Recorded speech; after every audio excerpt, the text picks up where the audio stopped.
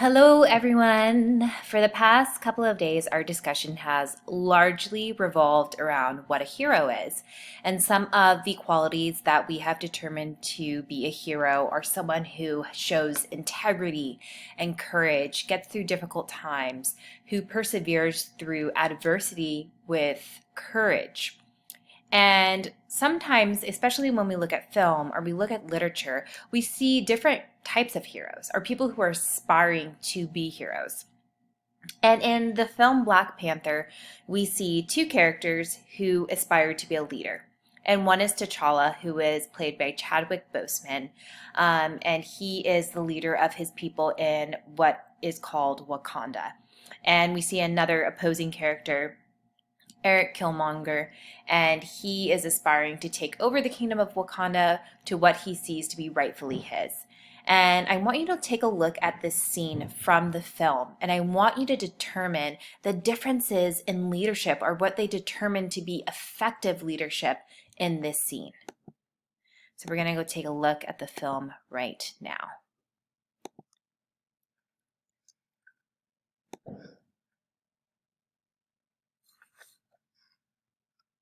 Ted, speak. I'm standing in your house, serving justice to a man who stole your vibranium and murdered your people. Justice your king couldn't deliver.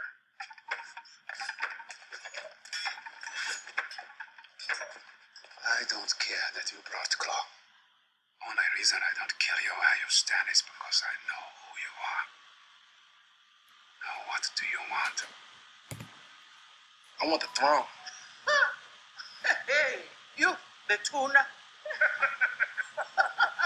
Y'all sitting up here comfortable. Must feel good. It's about 2 billion people all over the world that looks like us, but their lives are a lot harder. Wakanda has the tools to liberate them all. And what tools are those?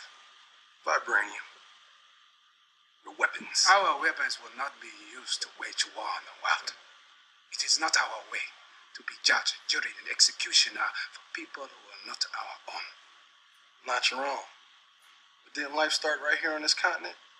So ain't all people your people? I am not king of all people. I am king of Wakanda. And it is my responsibility to make sure our people are safe and that vibranium does not fall into the hands of a person like you. Son, we have entertained the charlatan for too long. Reject.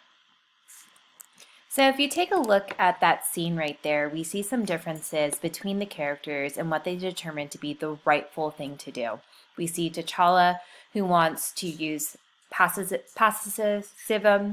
which means nonviolence, in order to protect his people. And then we see the opposing character, Eric Killmonger, who wants to use violence in order to achieve what he believes to be right. So the lingering question at the end of this scene is, what is the most effective form of leadership?